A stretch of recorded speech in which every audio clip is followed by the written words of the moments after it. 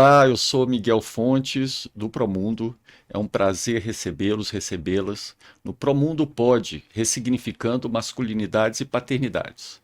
E hoje temos um convidado aqui muito especial, né, o Alberto Luiz, que é pesquisador do IPEA, doutorando e mestre em Sociologia pela Universidade de Brasília, bacharelado em Ciência Política pela Universidade Federal do Piauí, e seus estudos concentram nas questões de gênero, sexualidade, masculinidades e políticas públicas externas para a população LGBTQIA+. Alberto, seja muito bem-vindo ao nosso podcast. É um prazer, eu conheço bastante o seu trabalho, trabalhamos juntos, né? Uhum. E toda essa sua trajetória acadêmica no campo das masculinidades. E aí eu queria que você se apresentasse também um pouquinho e falasse desse histórico, né, sobre Uhum. estudos da masculinidade que você relata tão bem nos seus estudos.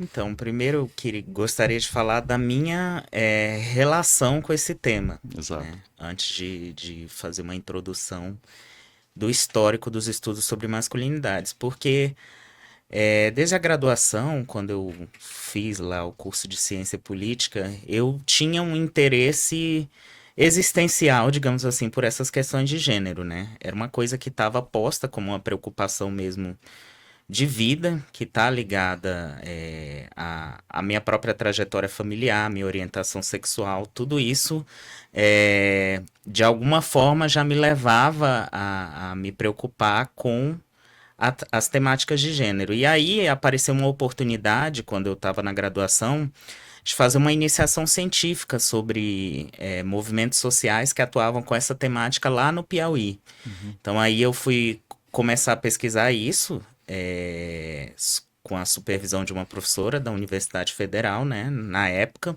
Isso lá em 2016, já se vão aí 8 anos. E aí eu comecei a fazer pesquisa de campo, primeiro para observar os aspectos de mobilização social desses grupos, só que desde aquele momento o meu interesse era mais se aprofundar no debate de gênero em si. Não era Uhum. tanto de ficar naquela coisa de estudar as formas organizacionais dos movimentos, né? Que Uhum. era o centro do projeto que me levou à iniciação científica. Uhum. Que era mais trabalhando com a questão dos movimentos sociais em si, e menos com a questão de gênero. A questão de gênero entrava como a agenda desses movimentos que estavam ali na pesquisa de campo, né?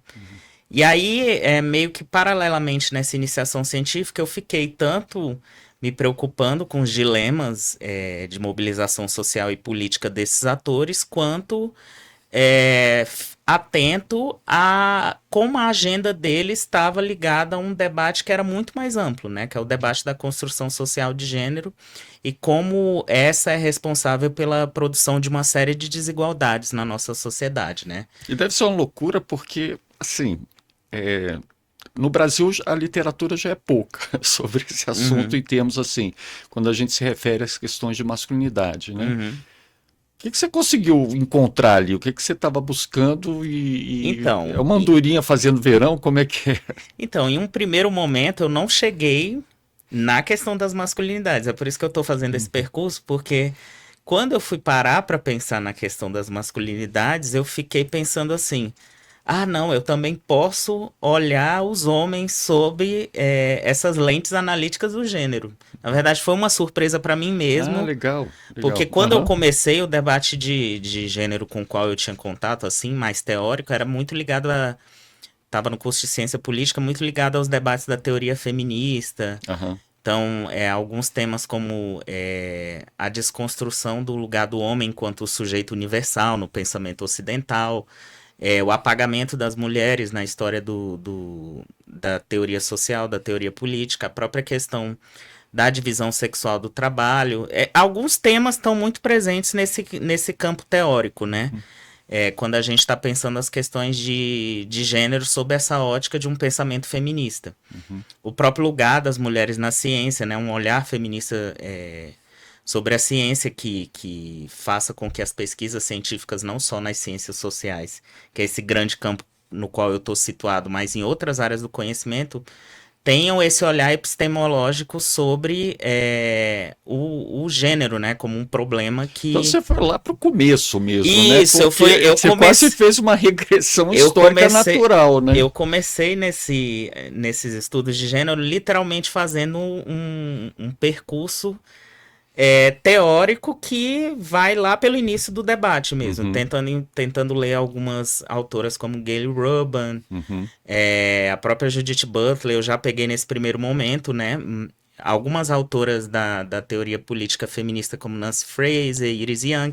Então estava muito no campo teórico das ideias e tentando entender como esse conceito de gênero ele pode servir para problematizar não só pesquisas que falem sobre as desigualdades de gênero, mas fenômenos sociais de uma maneira geral. Então, se fala muito em alguns espaços, mas também a gente pode depender disso a partir dos estudos de gênero, que é uma questão transversal. Ela atravessa a questão da saúde, atravessa a questão da educação, o mundo do trabalho, tudo isso você consegue olhar pelas lentes de gênero. Mas num primeiro momento eu não fui direto, digamos assim, para um campo específico, para olhar um campo específico. Eu fui fazendo essas leituras teóricas até mesmo por uma curiosidade intelectual. Não estudei isso no meu trabalho de conclusão de curso. Acabou que eu estava envolvido com essa questão dos movimentos sociais, né? Fazendo essa pesquisa de campo com vários coletivos, né? Que se organizavam inclusive coletivos feministas e LGBT que se organizavam em torno dessa questão lá no Piauí. Mas eu não cheguei a levar isso como uma questão central do meu TCC, né? Do meu trabalho de conclusão de curso, que foi esse início aí da minha trajetória acadêmica. E aí, quando eu vim para Brasília, resolvi, não, agora preciso de novos ares, né? Tenho familiares aqui, eu disse, não, eu acho que é um lugar que eu posso me refugiar aí para ter outras perspectivas acadêmicas, seria ir para Brasília e tentar fazer o mestrado na UNB. E aí eu vim para cá e inicialmente eu tentei me inserir no programa de pós-graduação a partir de um projeto de pesquisa que era para pensar essa coisa das políticas públicas para mulheres mesmo. Então a ideia de ver essa coisa da evolução. Até aí você não tinha ainda a perspectiva das masculinidades. Continua ainda dentro dessa loja. Vai chegar onde foi que eu me deparo com esse problema.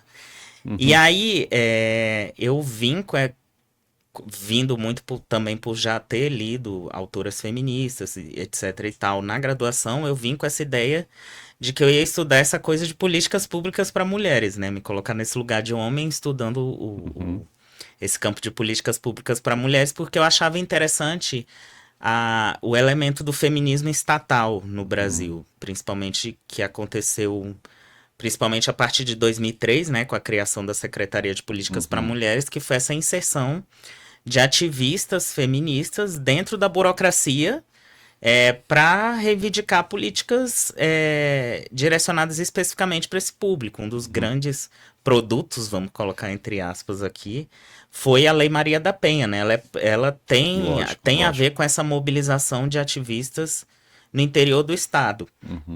Ativistas feministas. E aí eu me interessava por esse processo, porque eu via que era uma maneira de estudar o gênero, né? E aí foi que, quando eu entrei com esse projeto e fui conversar a primeira vez com a minha professora, que depois veio a ser a minha orientadora até hoje, ela me fez uma provocação, mas tá, por que você não estuda essa questão de gênero olhando pro lado dos homens? Por que você tem que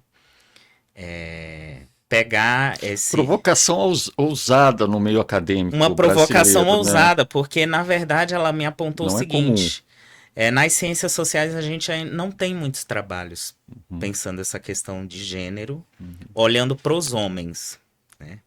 Inclusive eu já cheguei em outros momentos até conversar com você que essa é uma temática presente essa é uma temática presente, a temática das masculinidades, muito na psicologia. E aí tem algumas questões, né? Porque se estuda muito a questão da saúde do homem e também a questão da masculinidade sem entender tanto esse processo de construção histórica e social, muito colocando já nesse lugar, às vezes até patológico, né? Uhum, Então, é interessante você também dar um olhar que é sociológico, antropológico e histórico para esse problema das masculinidades, para essa uhum, questão. E aí, num primeiro momento, ela me provocou nesse sentido.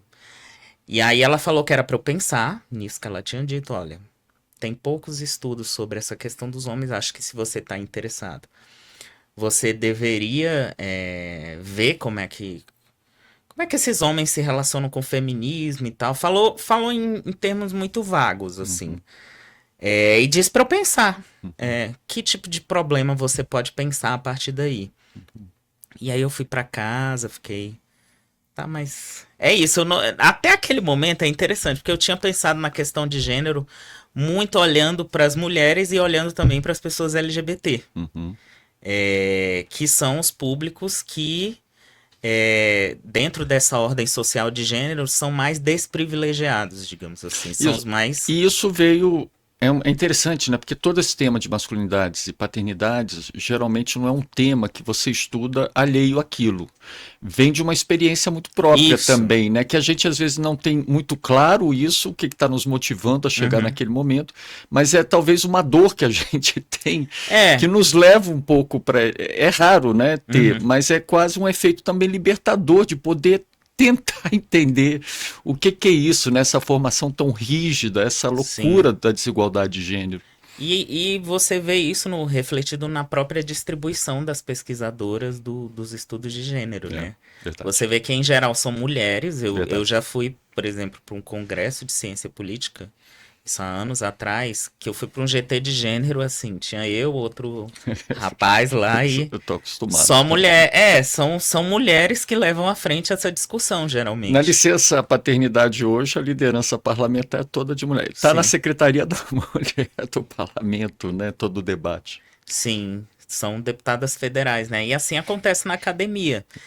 Tem um estudo do Daniel Barral, que foi um pesquisador que inclusive foi orientando da professora Valesca Uhum, Zanello, né? aham, Que ele fez um estudo levantando como é que se distribuem essas pesquisas sobre masculinidades no campo da psicologia.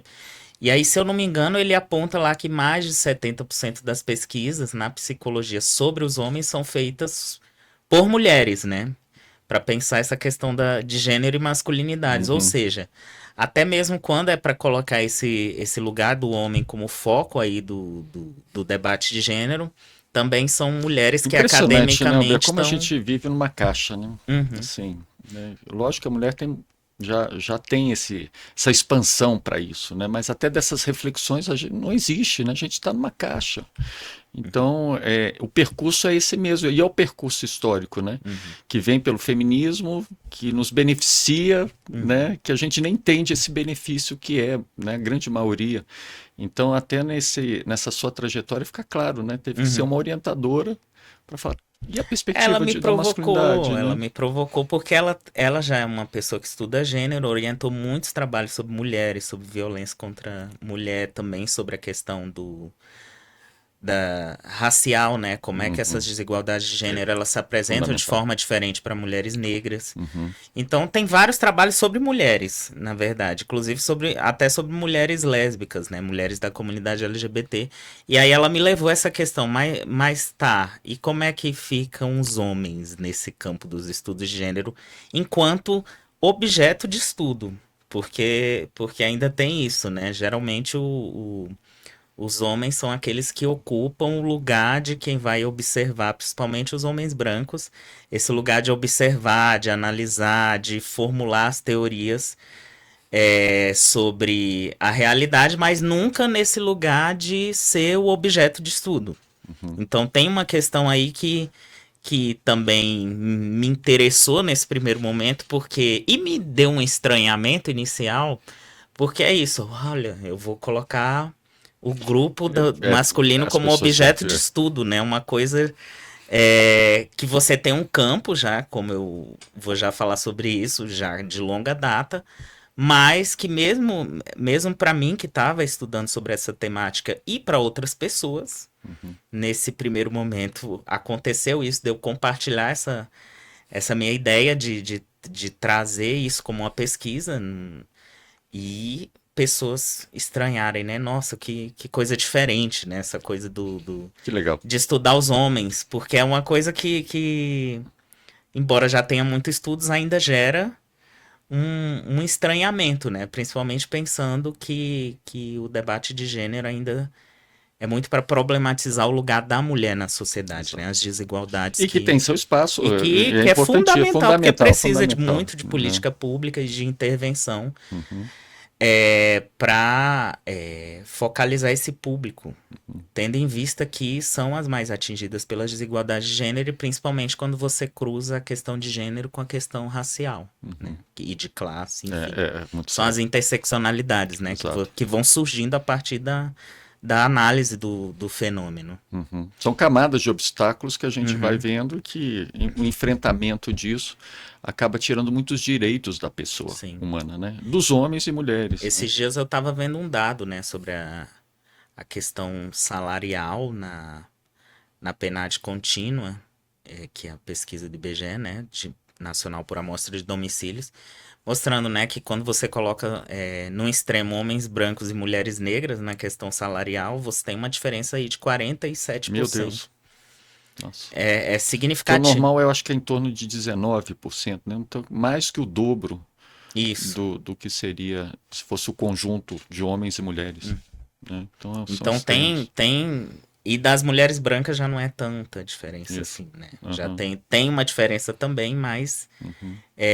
não se mostra de uma maneira tão extremada. Então é isso, quando você vai analisando o fenômeno, você vê que tem particularidades, né? Com relação a outros marcadores. Mas Mas aí, você foi para casa e fui pra foi casa, com essa pensei, provocação. pensei. Uhum. Eu disse, mas o que que eu estudaria, assim, pra pensar essa relação dos homens? Porque eu tava pensando o seguinte, não, a princípio, nas minhas primeiras leituras, eu poderia ter feito uma pesquisa só levantando dados quantitativos, né, sobre saúde do É homem, verdade. Está bem alguma, disponível, né? sobre... Tem muitos dados disponíveis sobre violência, né? Uhum. Que mostram que a maioria absoluta de pessoas assassinadas, né, no Brasil são homens, e principalmente homens negros ali na faixa entre 15 a 29 Verdade. anos, né, que é uma idade considerada uma idade de risco, né, que Não, é uma distorção incrível a questão demográfica, né? Uhum, Que nascem mais meninos do que meninas, né? Assim, uhum, quando a gente vê na base da pirâmide. Diz que é alguma coisa biológica do útero, uhum, conseguir manter melhor a placenta quando é mais, mas assim, são teorias que a gente não sabe nem explicar. Às vezes, no caso da China, até por escolha mesmo, quando tinha a política de um filho só, sim, né? Então se a ação abortava do Estado. para ter o menino, né? Que é Uhum, o grande trunfo. Mas a partir dos 19 anos a gente tem uma distorção uhum, de gênero absurda, né? Com um número de homens se matando, se suicidando e uma diferença na longevidade que chega a 7, 8 anos, uma das maiores do mundo no Brasil, né? uhum, sim. E aí, a partir disso, vendo esses dados sobre violência, né, que são assustadores, dados de encarceramento, dados de saúde, poderia ter feito um estudo a partir daí, né, pegando já o que estava disponível, só que aí eu queria ir para tal da metodologia qualitativa. Ah, E isso foi exige, o curso mais difícil que eu já fiz na minha vida. Ah, O é? pessoal pensa que é qualitativo, que é só ouvir e tal. Não, entender a consistência né, dos métodos qualitativos são dificílimos, né? Sim. Porque tem um elemento que você tem que considerar aí, que é o da subjetividade das Exato. pessoas, né? Que interessante. Que produz uma série de narrativas e de histórias que são transformadas em dados, né, de Uhum. pesquisa e que você tem que analisar a partir de métodos específicos. E aí eu fiquei pensando, tá, mas onde é que eu faço, assim, para pensar essa relação? Onde é que eu encontro dados qualitativos, digamos assim, para pensar essa relação dos homens com as questões de gênero, com o feminismo? E aí, eu lembro que num outro momento, nessa época, eu vi um jornal, Correio Brasiliense, né? Ainda edição física. E aí, nessa edição física, tinha uma matéria isso levaram para mim, não foi uma coisa assim também tão espontânea, porque eu falei que eu estava pensando em algo sobre isso, e aí me levaram a essa edição física lá na UNB, que tinha uma matéria sobre esses grupos de homens, né, que são homens que voluntariamente resolvem se reunir para discutir essas questões de gênero, para discutir essas questões de masculinidade. São homens que estão incomodados com a sua própria trajetória, no que diz respeito ao viver esse lugar e essa pressão em muitos aspectos de ser homem, Que legal. e que isso se manifesta no exercício da paternidade, né? Nessa expectativa do papel do provedor, na própria questão dos cuidados, da divisão do trabalho doméstico. São homens que, de alguma maneira, eles estão incomodados com isso, e homens de orientações sexuais distintas, enfim. Expandir repertório, né?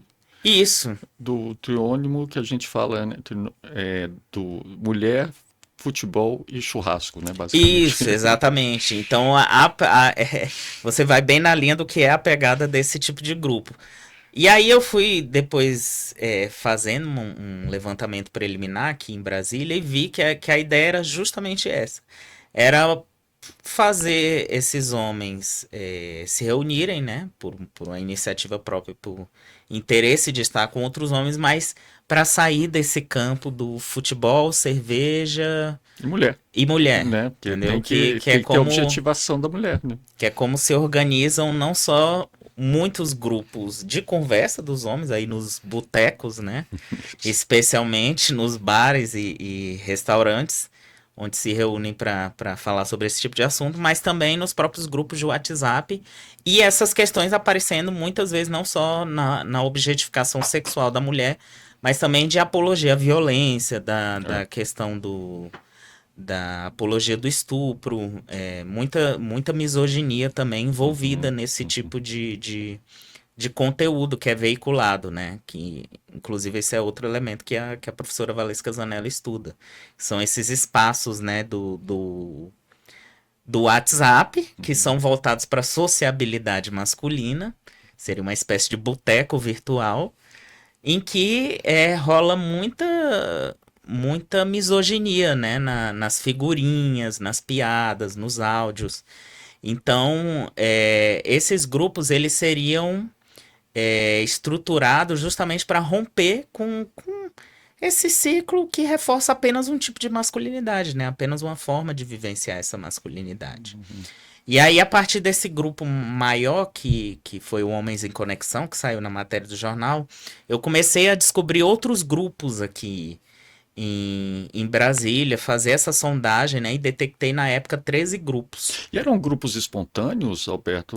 Grupos espontâneos. Espontâneos, não tinha uma organização por trás, assim, Então, essa que era o Homens em Conexão na época, funcionava meio que como um guarda-chuva de alguns. Aham.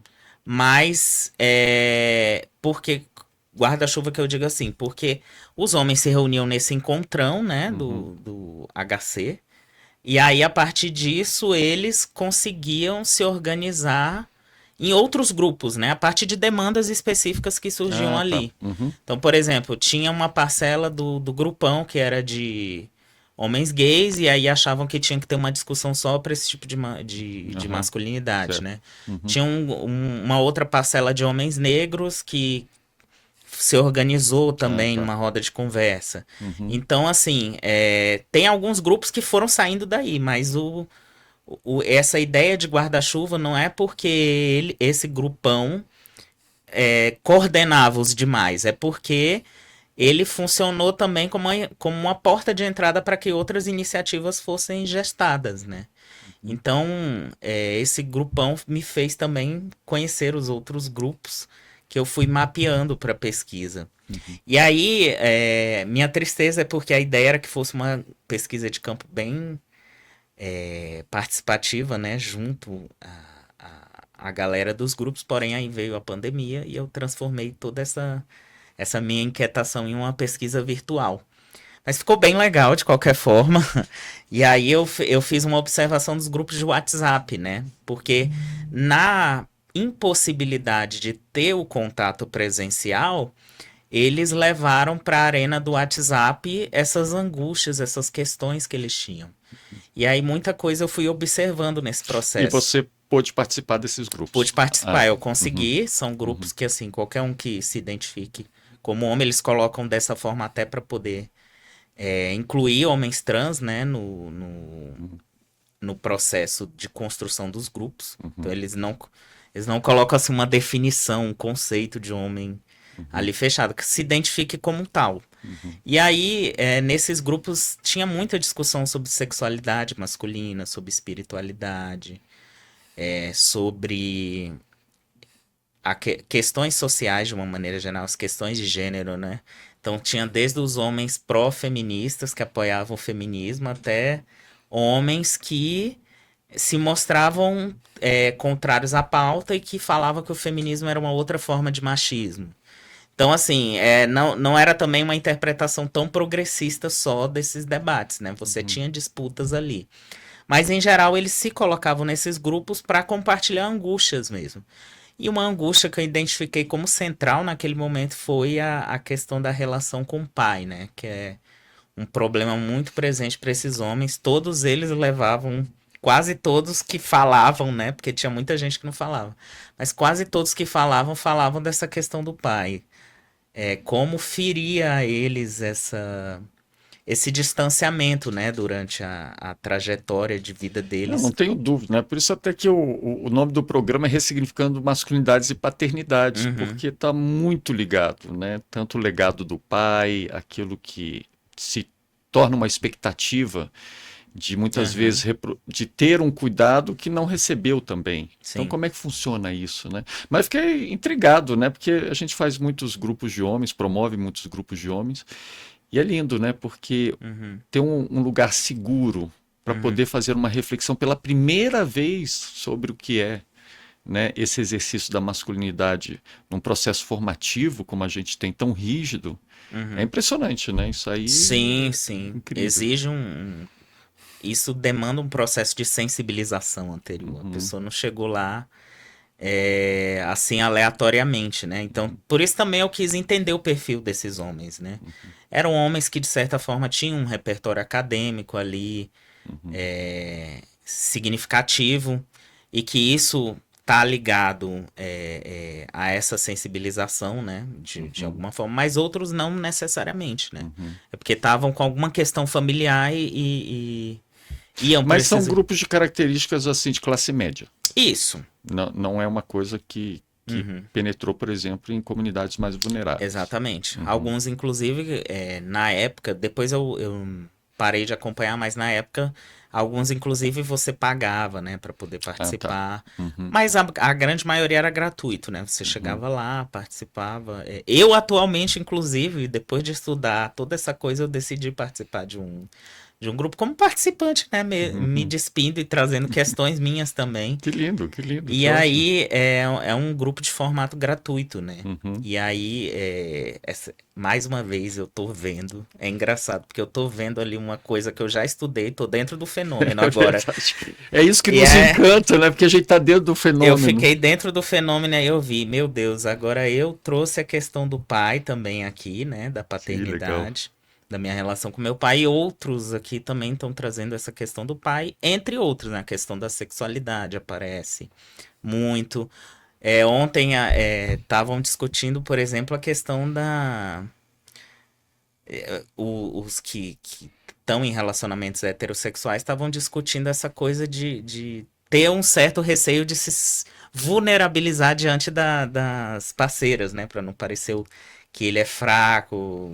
Emotivo, Isso. E né? aí, Uhum. às vezes, até receber uma condenação da própria mulher, no sentido, você que tem que ser o elemento forte do Eu quero par, um né? homem de verdade. Não Isso. é essa a E aí, retórica? isso era uma coisa que, enfim, esse era um outro elemento que também estava lá quando eu estava fazendo a pesquisa, né? Essas angústias que esses homens traziam. Essa dor que a gente sente, né, Alberto, ela é muito grande, assim, pelo Uhum. processo formativo. É quase um chip que colocam na cabeça da gente e a dor está sempre lá. É uma pressão de performance, né? É. É interessante. Eu quero até que você explore um pouco isso depois É também. uma pressão de De novo. performance, né? Porque é isso, o homem ideal, né? Que é a ideia de masculinidade hegemônica, que a Connell, né, trabalha, tá muito ligada a isso. É aquele que é forte, aquele que é Mas, viril, Alberto, vamos voltar então para o. enfim. Mas a sua entrada é magnífica, né? Os seus estudos estão incríveis. Estou Aham. esperando sua tese, né? Eu sei que A o tese Promundo vem. também foi entrevistado e Aham. a gente está muito empolgado com isso. Mas indo para esse momento histórico, sabe que eu não consigo entender ainda? Se é tão prejudicial, por que que isso é uma coisa histórica, né? Porque é Uhum. prejudicial para todo Uhum. mundo, né? Assim, todos nós, todas nós, a gente sofre diariamente com a questão do machismo, né, da questão Uhum. da desigualdade de gênero, que é uma desigualdade de gênero que parece que traz um poder, mas que poder é esse no lado emotivo, que não é nenhum, né? Uhum.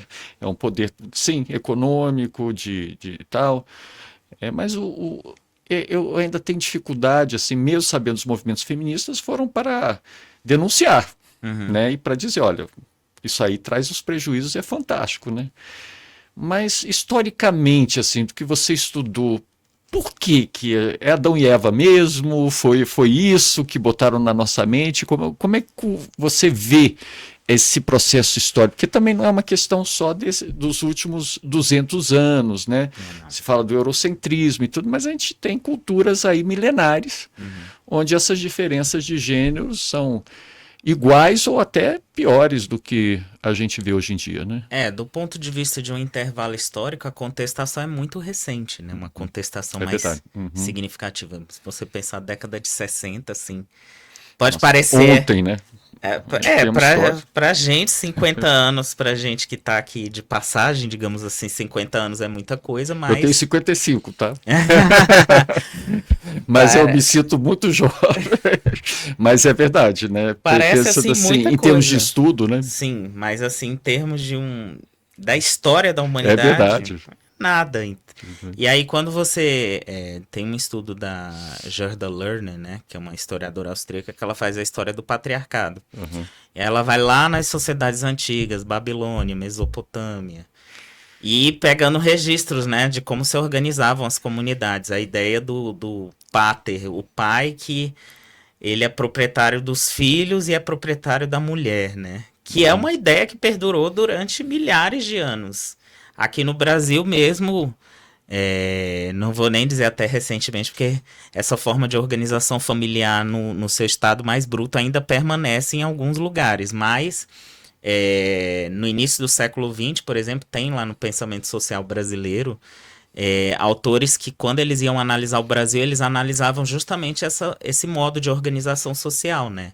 Os paters, que são aqueles homens que tinham suas propriedades, né, rurais, e que tinham lá um monte de escravos e depois Uhum. empregados, né, e que tinham também como propriedades, além desses trabalhadores, a propriedade sobre as mulheres que viviam ali no seu entorno e a propriedade sobre os seus filhos, né? Ditava com quem que esse filho ia casar, onde é que ele ia trabalhar, e isso ia se perpetuando nas Uhum. linhagens, né?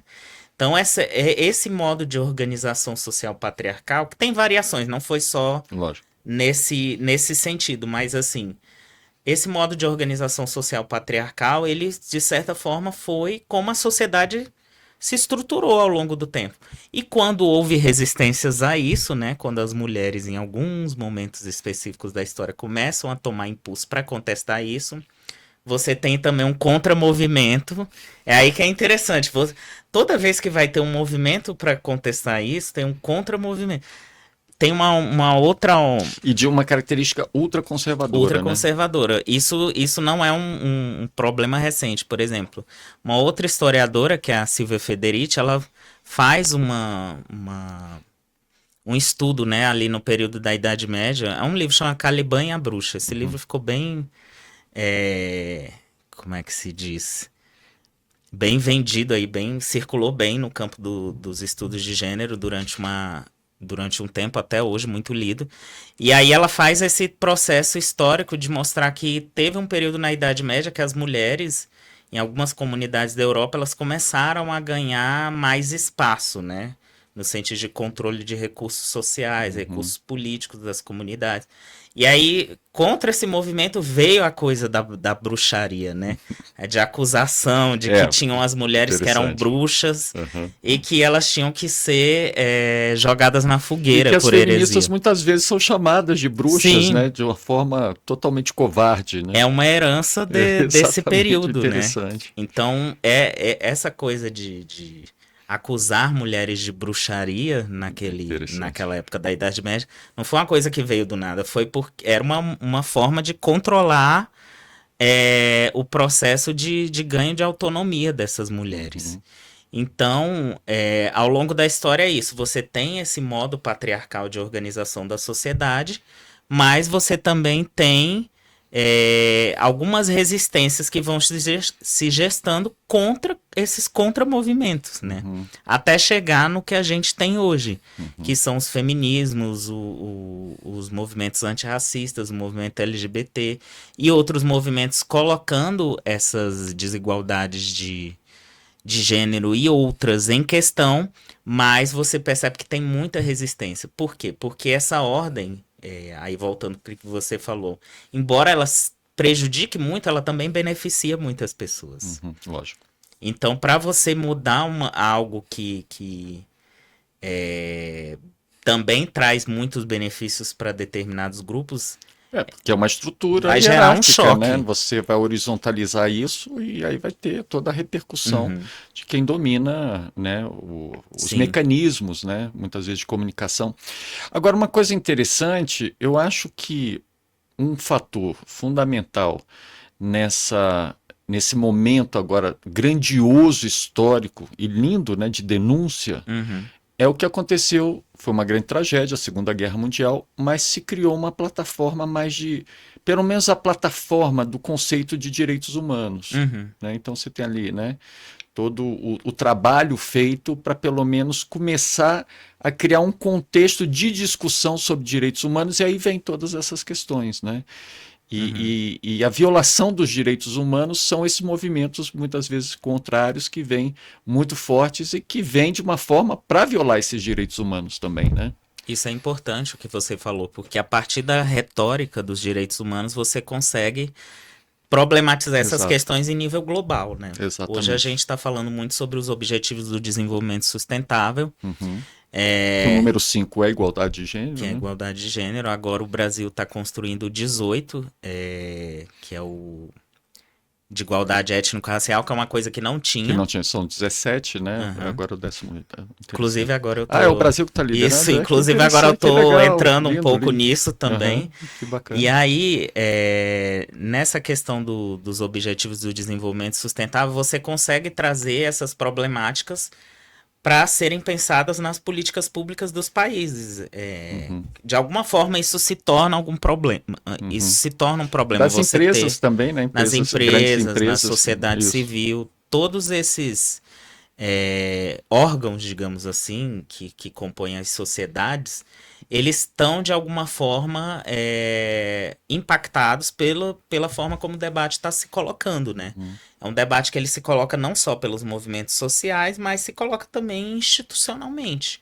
A uhum, gente vê que as organizações internacionais elas têm um papel muito importante uhum, nisso e é um papel que se iniciou aí mesmo, nesse período uhum. do pós-Segunda Guerra, né? Foi a partir daí que você começa a construir um marco de direitos humanos que seja comum para a comunidade internacional. E o homem foi para a guerra, né? E a Uhum, mulher teve que ocupar sim. espaços dos Isso homens. também desestabilizou Isso. E quando veio o homem de volta, peraí, como é que funciona isso, né? É, tem até um filme maravilhoso que é uma liga de beisebol feminino Hum, que surgiu durante a Segunda Guerra, né? uhum, E ela era mais famosa porque era aquele momento, né, uhum, histórico ali. E é interessante porque fala exatamente quando os homens voltaram, aí começou a perder essa força a liga. sim. Mas era uma liga. Então, quando a gente fala de futebol feminino e tudo mais, Uhum, né, é uma grande falácia porque é uma questão daquilo que se prioriza como sociedade e a desigualdade de gênero reflete também até no sim. esporte isso. Eu estava estudando um tempo essa questão da ideia de crise da masculinidade. Não sei se cheguei a comentar com você Não, antes. não. Que aí é quando. Assim, essa ideia ela é antiga, muito antiga, essa ideia de que os homens estão em crise e tal.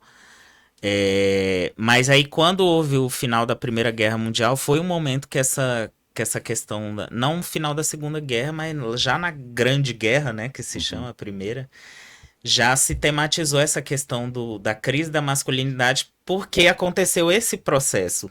Os homens foram para a guerra e aí as indústrias, enfim, o mercado interno dos países teve que passar a ser assumido em Uhum. grande parte pelas mulheres. E aí quando esses homens eles voltam, né, os que sobreviveram, Exato, porque foi um exato. desastre Desastre. completo em Uhum. termos de vidas humanas, muitos homens morreram nessa e mulheres também, mas principalmente homens. E aí quando eles voltam, é, eles encontram esse cenário e aí começa a se questionar ali no contexto europeu qual é o papel do homem nessa sociedade do pós-guerra, né? Uhum.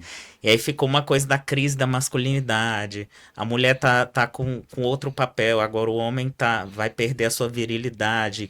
E a coisa dos escoteiros, se não me engano, começou nesse período aí, né, da década de 20, porque era uma forma de já trabalhar a masculinidade dos meninos a partir dessas atividades na floresta, né? Um exemplo. Uhum.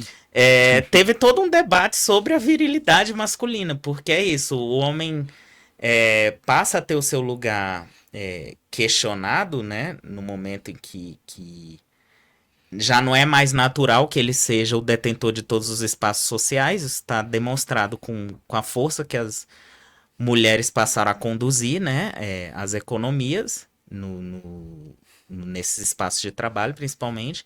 E aí se gerou, né, toda uma celeuma em torno do. E muitas vezes sem perder esses elementos femininos de cuidado, de Uhum, emoções, né, não se perdeu isso. Mas, Alberto, queria que você voltasse a isso. Define para a gente essa questão da virilidade, porque eu acho que é uma uhum, coisa muito forte, né, uhum. desse debate masculino. Isso vai afetar a minha virilidade. Isso também é um aspecto é, normativo cultural? Então, O que, que seria essa. Como é que a gente traz significado para o que é essa virilidade? essa ideia de virilidade, ela tá muito ligada à força, né? Uhum, Um homem viria um homem forte, capaz de se impor uhum. e também ser capaz de exercer a dominação sobre os demais. Então, É quase uma doutrina militar, assim. a virilidade tá, inclusive a virilidade está muito ligada a essas culturas militares, né? Uhum. Você precisa produzir homens viris, ou seja, homens fortes, capazes de. Aguentar dor, Isso, sofrimento isso. O homem e. que não aguenta dor, que não, que fica chorando, né? Essa coisa do sentimentalismo, o homem que chora demais. O homem não chora, que é aquela Uhum. frase lá do. Que até outro dia eu ouvi, é engraçado, né? Você começa a estudar e problematizar essas questões e conviver em outros círculos que estão pondo isso em questão. E aí, quando você vê um homem dizendo para uma criança isso, soa estranho, né? Ah, não. O menino tava chorando, aí o pai dele falou assim: não, o homem não Não, o chora. que me choca, isso eu vi no último verão, é a própria mãe falando. Ah, sim. Isso é uma São coisa homens. assim. É porque é isso, esse processo da reprodução da ordem social de gênero são É todos, impressionante. todos são agentes, homens, mulheres. Mas isso se torna quase um subconsciente coletivo, você não acha Sim, assim? sim. Porque as pessoas não têm, de repente, consciência disso, né? Porque Tá introjetado como introjetado. como uma norma e é uma norma que faz parte da natureza, né? É Uhum. a coisa, por isso que é tão problemática essa coisa da natureza do homem, a natureza da mulher, porque na medida em que é da natureza, é uma É coisa que dado. você não pode chegar lá e alterar, né? Uhum. Foi assim que. Mas é interessante isso, né? Porque aí, ao mesmo tempo que se faz isso, na hora de ter um pai, você quer que ele seja um pai cuidador, ou É uma cuidadoso. É contradição. uma contradição. E aí, esse homem, ele é colocado como péssimo pai, um pai horroroso, um pai ausente, um pai violento, né? Então a gente, isso sem vitimizar de forma alguma, lógico, Uhum. né? Mas quais são os atributos, quais são as ferramentas que se tem para se chegar a um pai cuidador? A não ser que seja um despertar pela própria visão de que aquele ser realmente representa um amor Uhum. que seja revolucionário na cabeça dele.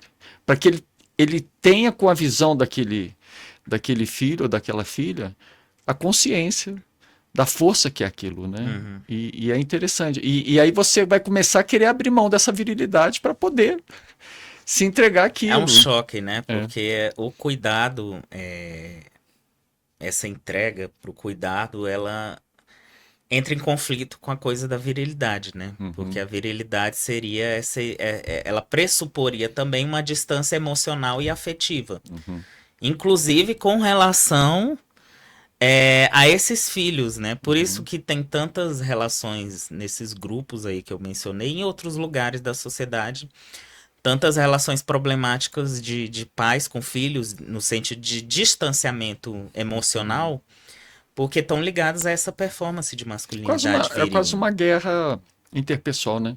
É Uhum, como se você falasse assim, eu sou soldado, né? uhum, E um, né, você tem um país que está em guerra com o outro eu não vejo como um homem, um pai, um irmão, né? uhum. Ele é algo a ser morto, né? A ser Sim, liquidado, né?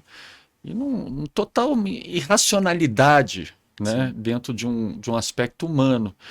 Mas, Alberto, eu achei interessante isso, né? Existe, então, depois da Segunda Guerra, todo esse movimento. A mulher, os movimentos surgem, né? Uhum. Com uma base acadêmica forte também, que é muito interessante. Mas a questão do tema da masculinidade, até no movimento feminista, chega bem depois, né? Sim. Não é coisa imediata, né? O feminismo vem. Embora sejam processos paralelos, digamos Uhum, assim. Porque assim, o feminismo, ele tem uma história que é muito anterior a dos estudos sobre masculinidades, uhum, né? uhum, Assim, feminismo que eu tô entendendo numa acepção clássica da coisa, um uhum, movimento organizado em torno da reivindicação de direitos civis, políticos, sociais, para as mulheres e também na problematização desse lugar da mulher na sociedade. Assim, pensando de um modo mais sistemático, esse movimento seria datado ali o marco dele, o início dele no século XIX, né? Embora Ah, é? final do século Ah, XVIII, interessante. século XIX Uhum, seria esse período de gestação do feminismo, inclusive aqui no Brasil, né? uhum. Você tem, se não me engano, a Berta Lutz no século XIX aqui no Brasil. Eu não sei se eu tô trocando o nome, se é Nísia Floresta ou Berta Lutz. Uma das duas que. Porque uma seria da década de 30 do século XX e outra do século XIX. Ah, certo. Mas o que é fato é que essa discussão. Já havia uma Já havia discussão. uma discussão Aham, sobre uma reivindicação, certo. principalmente nas camadas aristocráticas, digamos assim, Aham. da Que é a única que tinha sociedade, voz, né? que eram mulheres que tinham acesso à educação, à instrução e tudo mais, e pautavam de alguma forma essas questões já ali no século Uhum. XIX, E que repercutiu início do também, né? século No voto XX. feminino, E que ali no repercutiu começo, tudo isso. Então você já antes tem da. em alguns manifestos, Certo. você tem muita questão dos direitos políticos num primeiro momento. Aham. Então a ideia de que a mulher deveria ter o direito Que de nem voto isso tinha, não é? É não, inconcebível, né? não tinha nada. Isso sem falar da escravidão, que aí é uma coisa completamente Que é alucinada, né? paralela a esse É período, verdade. né? Que é no século XIX, aqui no o Brasil foi o último país Último. a abolir a escravidão. Então aqui no Brasil a gente não tinha nem o direito ao voto da mulher. Não. Você tinha a questão da escravidão das pessoas negras, que foi uma luta muito grande, mesmo com todos os outros países já tendo abolido ali no final do século XIX. Foi uma luta muito grande aqui para poder fazer esse processo, né, de libertação. E na questão das mulheres, o feminismo, num primeiro momento, teve muito ligado, como eu disse, a essa questão dos direitos políticos, né? Uhum, Até começar a obter o direito ao voto em alguns países, inclusive no Brasil, no início do século XX. uhum, Você tem uma outra etapa dos feminismos, né? Que é chamada de segunda onda, uhum, que ela é da década de 60. uhum, Que aí a discussão sobre direitos políticos ela já está um pouco mais datada, porque já se conquistou o direito ao voto. Mas se deseja, obviamente, tematizar outros tópicos, né? Que também eram do interesse das mulheres. Inclusive a própria questão do aborto. Foi Saúde uma reprodutiva, né? Isso, a própria questão da saúde sexual e reprodutiva, dos direitos sexuais e reprodutivos, começam a aparecer na década de Que vem dentro da nomenclatura de planejamento familiar, né? que é polêmica essa Exato. nomenclatura de. Não estou falando que é do feminismo de forma alguma, Aham, né? Mas é, se traduziu depois, é assim. polêmica essa coisa do planejamento familiar, porque aí cabe muita coisa inclusive, enfim, eu não sei nem se cabe Não, eu não, especificar aqui, sem mas problema, voltando lógico. para a questão dos feminismos, você teve aí a tematização dos direitos sexuais e reprodutivos, da maior inserção da mulher no mercado de trabalho, tudo isso na década de 60. E também é uma conjuntura não só em que o movimento feminista está tomando muita força, mas também o próprio movimento negro. Nos Estados Unidos você tem um Os fortalecimento direitos civis, do né? movimento pelos direitos civis. Uhum, O movimento LGBT moderno surge também no final da década de 60, né? Muito uhum, associada à revolta de Stonewall nos Estados Unidos. Então tem muitos processos de mobilização que aconteceram nesse uhum, momento uhum, e que ajudaram a desestabilizar ou pelo menos questionar as hierarquias existentes na sociedade, de gênero, de raça, de sexualidade, enfim. Porque antes você tinha um processo muito ligado a questionar as hierarquias de classe social, né? Ali no século XX. Mas esses outros marcadores ganharam mais força na década de 60. uhum. E isso tem a ver com o movimento acadêmico também, intelectual, que se refletiu no campo político. E aí, na década de 70, diante disso, e principalmente diante dos feminismos, você começa a ter a organização de centros e de grupos, especialmente ali no contexto norte-americano, voltados para pensar o lugar dos homens diante disso tudo que estava acontecendo, né? Principalmente no que diz respeito E que a. você coloca muito bem, né, nos seus estudos, que nada disso veio homogêneo também, né? Sim, Eu num pensamento assim, não, né? é isso.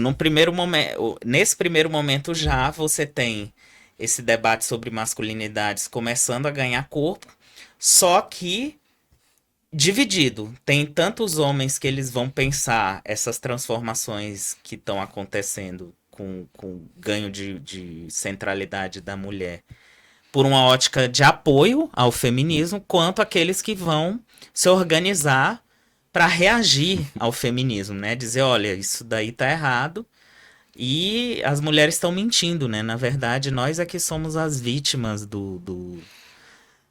da sociedade, Você mostra uns colocando no posters, termo. né? Você tem uns posters assim na sua tese, são interessantes, né? Nos seus estudos, Aham. que era quase a É, mulher, né, pisando no homem. tem aquele manifesto que é da década É de um 70. manifesto, É o interessantíssimo. Manifesto pela Libertação dos Homens, né? Uhum, Que tem essa imagem da mulher pisando no homem, porque a ideia, todo mundo está se colocando aí como vítima, uhum, digamos assim, colocando entre aspas o termo, e aí os homens vão dizer não. Principalmente os homens brancos, né? uhum, Porque quando a gente está pensando a questão dos homens negros, ela ainda está muito vinculada à discussão racial nesse período. uhum, Ela não está vinculada ao debate sobre masculinidades. uhum. Então, esse debate sobre masculinidades e principalmente sobre colocar os homens como vítimas ainda tem um cruzamento que é de masculinidade com a questão da branquitude. Uhum. Porque hoje em dia o próprio Kimmel mostrou recentemente, né? Hoje em dia não, recentemente, há uns anos atrás, ele fez um estudo sobre esses grupos de homens que são vítimas, né? Se colocam como vítimas nos Estados Unidos, né? E aí são grupos de homens brancos, assim. E Inclusive eles falam que são vítimas do quê, Alberto? Como são é que é vítimas assim? eles vão colocar que são vítimas principalmente do sistema judicial, Uhum. porque aí eles vão dizer que os divórcios Ah, sempre favorecem as mulheres e que uhum. A guarda. a guarda, né? Uhum, A uhum, questão da guarda dos filhos, a questão do dinheiro, né? Que às vezes eles ficam com responsabilidades financeiras depois desse divórcio. E eles se colocam também muito vítimas desse sistema judicial na questão das acusações de estupro e de violência doméstica, É. que eles dizem que essas acusações aí que as mulheres fazem a maioria são inventadas, né? Que na verdade eles é que sofriam violência no relacionamento e aí eles vão para esses grupos para desabafar sobre isso e se organizar politicamente pelos direitos dos homens, né? É uma versão conservadora do debate de masculinidades, Interessante. porque eles também debatem masculinidades. Uhum, Só que eles debatem para dizer que as mulheres são inimigas dos homens, né? E hoje tem muito isso online. É uhum. uma forma.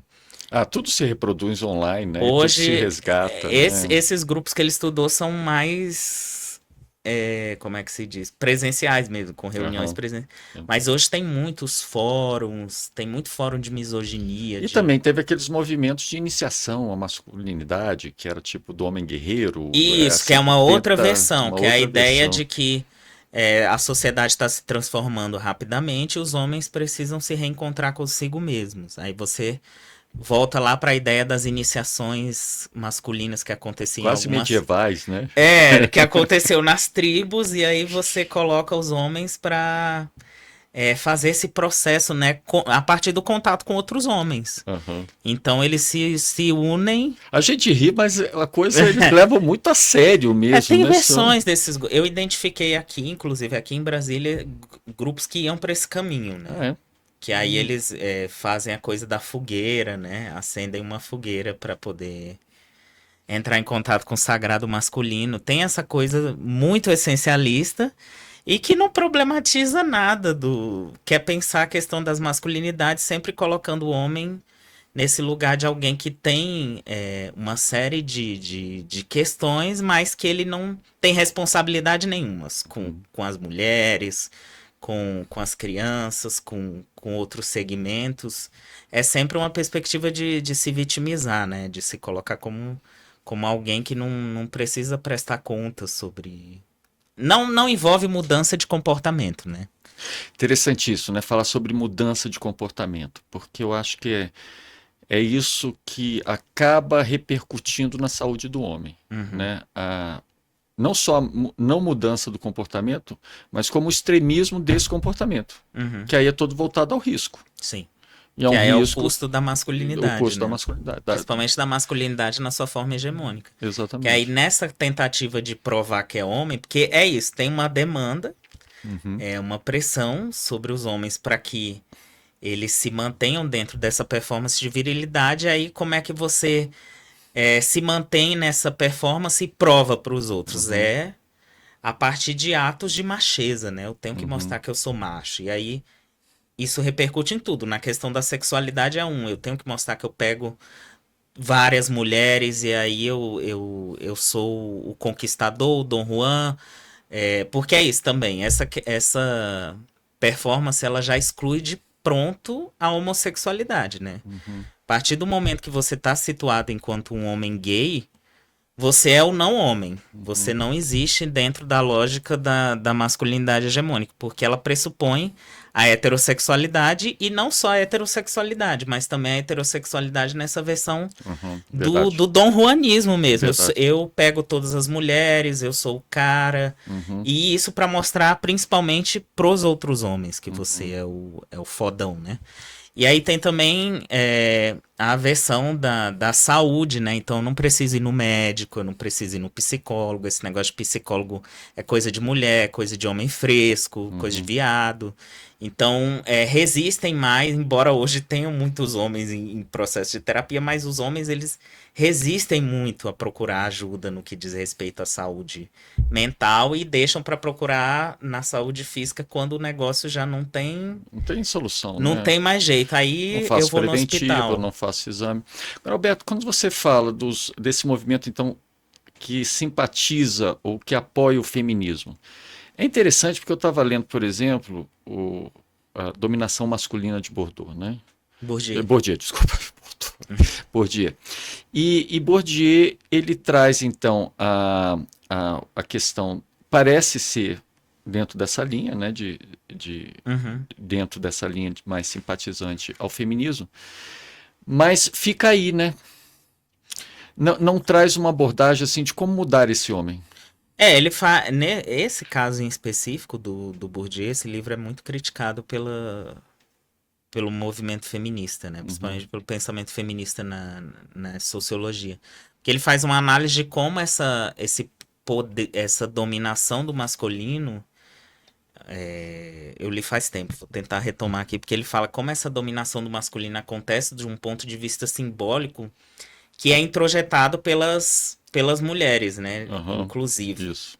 Tanto pelos homens quanto pelas mulheres, e cria com isso uma dominação que não cria a possibilidade de questionar. Uhum, Então é como se ele fez. A análise dele foi muito criticada justamente por isso, que ele faz todo um movimento para mostrar que esse elemento simbólico do masculino é tão forte que cria uma estabilidade nas uhum. relações sociais, Rígida, né? rígida, e que é muito difícil você quebrar esse processo, porque é um processo que está muito mais nesse campo do imaginário, né? Uhum, Não é só um processo da prática, do comportamento. Então, por isso que eu acho que também ele não é alguém uhum. que faça esse tipo de sugestão de mudança, né?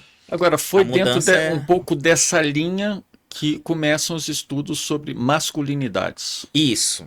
que aí é um divisor de águas. O divisor de águas É são os estudos sobre masculinidades, porque aí eles que aí a vão. gente começa a falar no plural mesmo, né? Isso. A gente começa a falar no plural. Esses estudos sobre masculinidades, que também a gente pode chamar sobre estudos sobre os homens, né? Uhum, Eles vão bem nessa linha em nem todas as vertentes, repito, porque assim como nos movimentos ali de masculinidades inicialmente houve essa divisão, eu tento mostrar que nessa questão dos estudos sobre masculinidades aconteceu o mesmo processo. uhum. Só que é um processo que, de qualquer forma, tem uma sofisticação maior no sentido de apurar esse lugar do homem na sociedade. E foi um processo esse de formação dos estudos sobre masculinidades que legou uma série de autores e de conceitos que servem para questionar o papel do homem dentro dessa estrutura de gênero, né? Uhum, Questionar no sentido de mudar, uhum. de problematizar mesmo. Então, tem vários autores dentro desse campo de estudos. Uma delas é a Ryan Connell, né? Que se tornou o Isso, principal nome. exato. Mas também tem outros como Kimmel, Kaufman, Uhum, que eu gosto de utilizar, que eles trabalham com essa análise, olhando principalmente para uma série de dados dos seus países, dos seus contextos, no sentido de questionar e de tentar desestabilizar esse lugar do homem e esse lugar desse homem hegemônico como não natural. Não é natural você ter esse processo de masculinidade, de construção das masculinidades com essas ou características. seja, traz para o plano do estudo de gênero em Isso. definitivo, né? Então a E gente tem realmente a partir é o dali casamento o da questão de casamento, gênero e da questão dos que é a vertente que feminismos. nos abre um espaço realmente para falar da Abre um plataforma de espaço, direitos humanos e de direitos abre um mesmo, espaço de ressignificação de mesmo. ressignificação. Até porque vai mostrar que você pode ser homem de muitas formas diferentes. Uhum, O modelo de ser homem que é construído socialmente, ele é uhum. vendido como o tipo ideal, né? Vendido, eu digo, Aquele ensinar, piramidal, né, da masculinidade hegemônica e quando na verdade existem várias formas de vivenciar essa experiência da masculinidade, né? uhum, Por isso que se estudam as diferentes masculinidades, como é que elas se manifestam em diferentes espaços, né? Por meio desses homens e desestabilizam mesmo a ideia de um ideal de masculinidade como correto. É um ideal que vai se mostrando nos estudos que ele é social e historicamente produzido pelo esforço de muitas instituições, as famílias, o Estado, os meios de comunicação, a literatura, o cinema, tudo isso vai reforçando ao longo do tempo esse lugar do homem como aquele que é associado à força, à virilidade, à honra, à coragem, uhum. à heterossexualidade como única possibilidade de vivência da sexualidade masculina, e também muito ligada, como eu digo, nesse cruzamento de gênero e raça, né? Vendendo também a ideia do homem branco como Uhum. aquele que é o que se enquadra melhor nesse tipo ideal. E os filmes de Hollywood e todos Sim, assim, né, que propagaram isso demais. E aí entra o coração dos seus estudos também, uhum. né? É dentro dessa linha que você Porque vem nos meus trabalhando. estudos eu vou tentar olhar para os homens que estão, para os homens e para as instituições, agora Uhum, no doutorado, que estão tentando pensar essa questão das masculinidades pela ótica da transformação, uhum, tentando trabalhar no sentido de transformar esse conceito de masculinidade ideal como aquela que é essa, né? uhum. A da virilidade, do patriarcado, enfim. E bom, a gente nasce, né? E eu estou convencido que a gente está predisposto quando nasce ao cuidado, mas Uhum, a gente perde isso. Exatamente pela forma até de brincar, que não pode brincar com cuidado, você tem que brincar com, né, de armas, você tem que brincar de coisas de homem. Como é que isso funciona, esses estudos, para trazer também o homem definitivamente para o lugar de cuidado e autocuidado?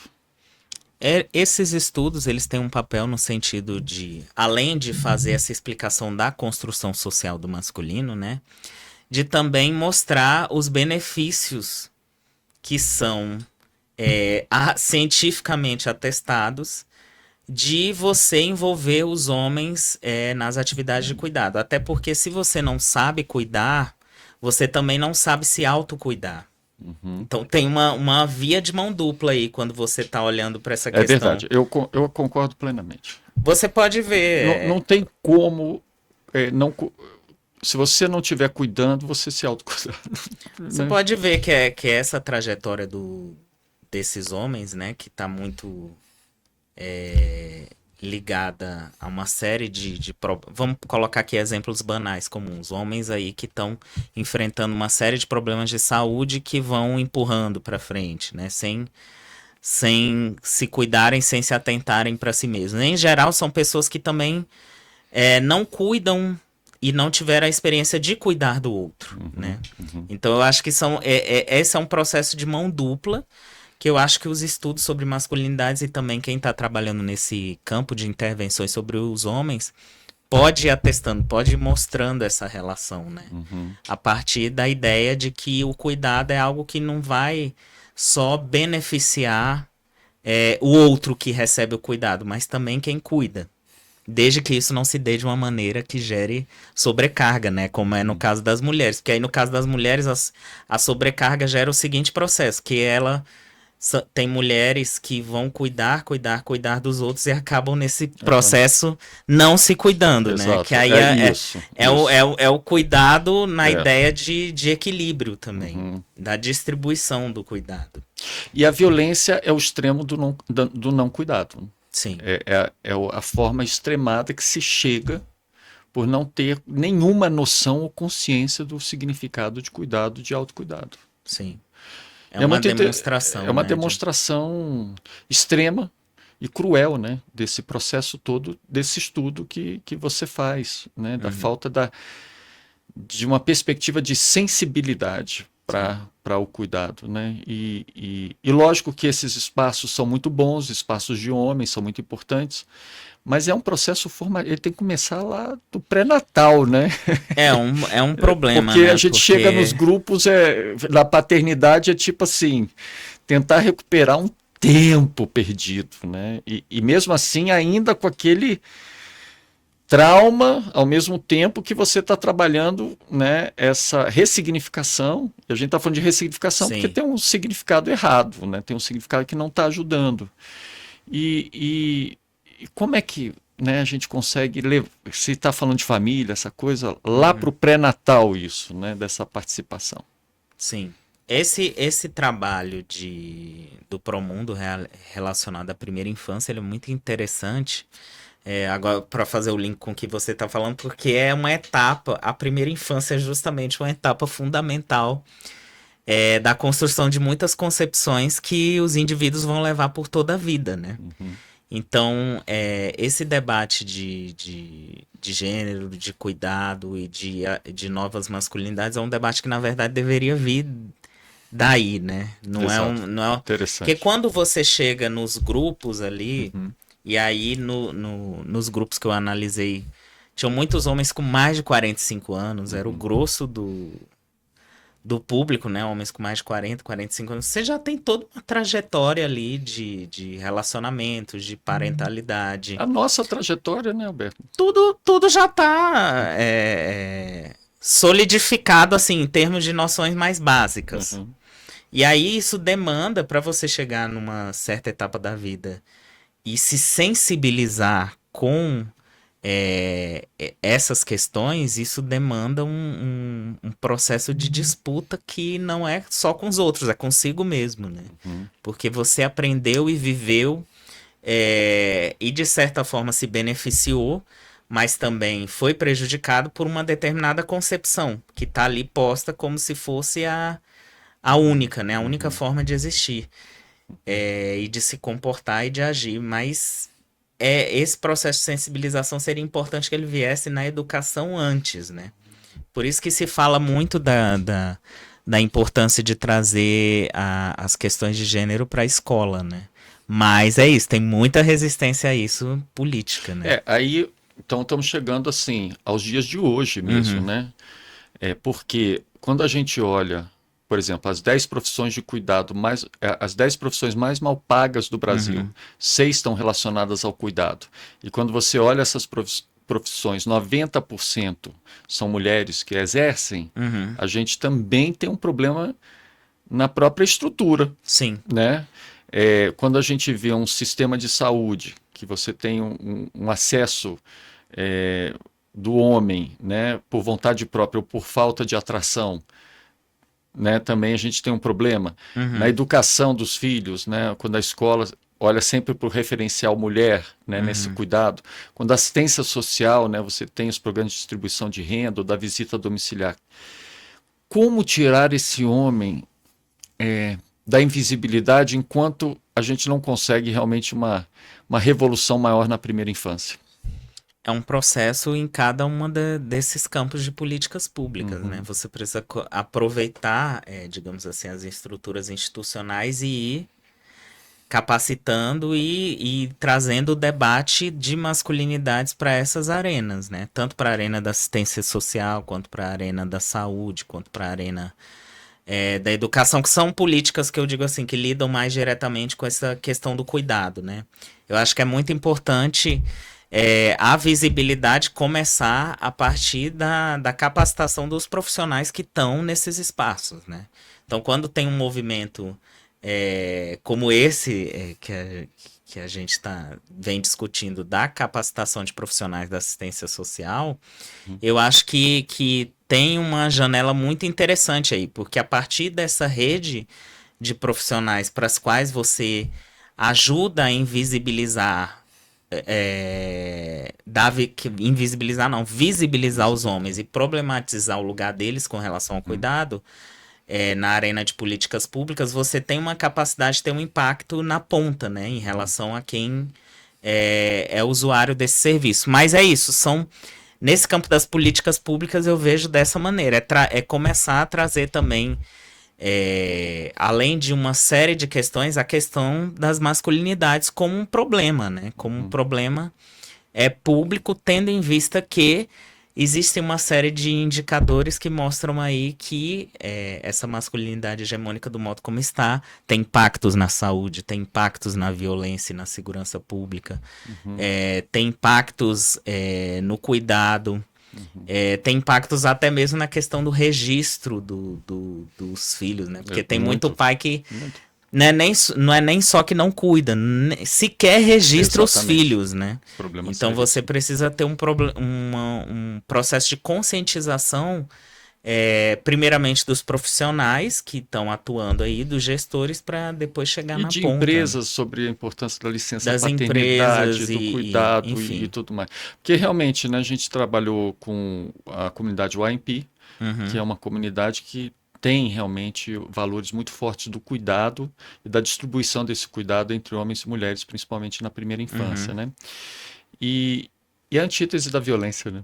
sim. É uma comunidade claramente de paz. É uma outra forma de sociabilidade, É, né? é, De lidar com a questão do cuidado. existem sim comunidades, culturas que têm mais esse olhar do cuidado e Uhum, que foram dizimadas muitas vezes, né, uhum, por essa, essa máquina, né, da desigualdade de gênero que afeta tanto as nossas vidas, né? Eu gosto de dizer que a igualdade de gênero salvou minha vida. Eu falo isso com muita tranquilidade e eu falo isso porque claramente me levou a essa reflexão de uma formação extremamente rígida, Sim. grosseira nesse sentido, voltada ao não cuidado e voltada à violência como forma de educação até, né? Uma coisa realmente brutal.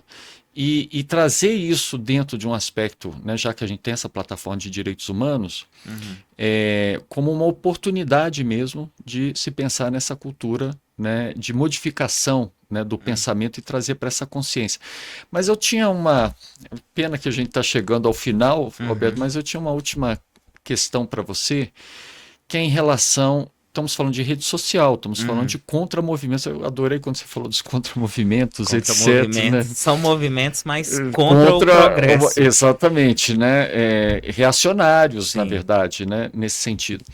Então, como trabalhos como esse, quais são as ameaças que você vê assim para e ameaças muito interessantes, né? Porque ao mesmo tempo esse contramovimento tenta trazer a mulher para isso, né? Para liderar esses processos, para dizer não, né? Ou até negros para dizer não, Sim. né? Vocês estão errados porque, olha, eu tenho aqui um grupo, né? Aqui, que é de vocês e questiona isso, né? Interessante, né? Como é isso utilizado, né? Tem um seriado que é The Handmaid's Tale, que é, não sei se você já assistiu, que ele é baseado no livro Conto da Aia. Sim, já. Famoso livro aí exato, da Margaret Atwood. Exato. Eu tive a oportunidade de ler tanto o livro quanto de ver a série, e aí tem uma personagem lá que é a Serena, que ela é uma mulher que, antes de você instaurar lá o regime de Gilead, ela é uma mulher que advogava, né, por esse novo governo teocrático em que o corpo das mulheres seria utilizado apenas para reproduzir aquelas que tinham uma fertilidade, né? Porque você tinha um problema de fertilidade que é posto lá na narrativa. A maioria das mulheres ficou infértil e você tinha um grupo das que tinham a fertilidade, podiam reproduzir, essas se tornaram as aias, né? Que eram escravas a serviço desse processo de reprodução da sociedade, geração dos futuros frutos aí da sociedade. E aí é isso, ela começa reivindicando por esse governo teocrático, né, como uma forma de salvar a sociedade. Aí conforme a história vai evoluindo, lá na frente, ela mesma passa a ser muito prejudicada e punida quando ela resolve levantar a voz dela nesse novo modelo de sociedade, né? Então é bem essa figura da mulher que levanta a bandeira do conservadorismo e contra direitos das próprias mulheres, mas que depois acaba pagando um preço por isso. E aí você tem muitas dessas figuras hoje políticas aí, num nível menos distópico do que o da série, mas que fazem parte desse processo que é de reação, né? Tanto ao próprio debate de gênero e sexualidade, como a instauração de políticas públicas que ajudem a reduzir essas desigualdades. Então você tem toda uma articulação que ela não é uma articulação nacional, ela é uma articulação global. Ela já vem desde a década de 90, que veio como reação a própria entrada dos debates de gênero nas Nações Unidas. Então, ao mesmo tempo que você tinha ali a ONU começando a trazer a questão da desigualdade de gênero, você tinha também movimentos internacionais que eram contra essa entrada, né, da temática nas organizações internacionais, e que foi evoluindo, né? Hoje você tem atores políticos, muitos atores religiosos, atores na própria sociedade civil que são contra tanto o debate de gênero quanto a questão de políticas públicas que usem esse conceito, né, como uma forma de problematizar as desigualdades. Então a gente está num momento onde esses movimentos estão muito fortes. Ao mesmo tempo que você tem os movimentos que reivindicam por direitos fortes, né? Fortalecidos no sentido de que estão conseguindo se colocar com voz na esfera pública, você também tem esses outros movimentos que estão em choque. Então eu entendo que isso é uma disputa. A gente entende a importância de fazer esse debate de gênero, esse debate de masculinidades, mas a gente tem que ter em mente que existe um risco de outros processos, de outros movimentos que são contra Que debater geralmente isso. são baseados não em evidências, são baseados em ideologias, Baseado dogmas, numa doutrinas, moralidade, né, né? que são arraigadas dentro de um processo de dominação mesmo, Sim. né, desse processo. Alberto, eu queria deixar uma última palavra para você, né, se quiser até pode olhar para o nosso ouvinte ou fica à vontade. E eu queria saber assim, o que você espera? Qual a sua utopia em relação às masculinidades e às paternidades no Brasil e no mundo? Eu acho que uma sociedade de pais participativos no cuidado dos filhos, né, seria uma sociedade na qual a gente já poderia vislumbrar essa ideia de utopia, né? Uhum. Uma sociedade, não digo todos os pais, mas pelo menos a maioria dos pais e daqueles que estão inseridos aí nessa figura de responsáveis por crianças e por adolescentes, enfim, desses homens. Se a gente tiver uma sociedade na qual você consiga ter um processo de sensibilização a ponto da maioria desses participarem dos cuidados com os filhos e participarem de uma maneira compartilhada com as mulheres, entendendo que essa também é uma responsabilidade deles, e também pais participativos não só nesses arranjos heterossexuais, mas também nos arranjos Lógico. homossexuais, Verdade. né, homoafetivos, quando ali você tem dois pais, né? Então aí sim é que você também precisa fortalecer essa ideia do homem como cuidador, porque essa delegação do cuidado para a mulher não se apresenta aí e nem deve se apresentar como possibilidade nos relacionamentos heterossexuais, né? Você precisa ter esse compartilhamento do cuidado como uma máxima e os homens envolvidos nisso. Então, uma sociedade em que a maioria dos homens esteja aí colocado nesse papel de cuidadores e exercendo ele efetivamente, a gente já pode dizer que essa é uma sociedade utópica a ser construída, né? É uma utopia a ser E construída. como eu disse, salvou minha vida.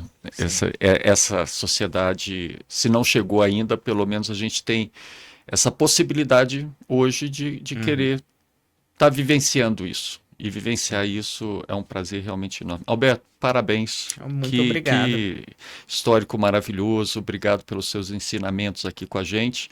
E esse, então, foi o podcast do Promundo. Promundo Pod, ressignificando masculinidades e paternidades, aqui com o nosso grande amigo Alberto. Até a próxima.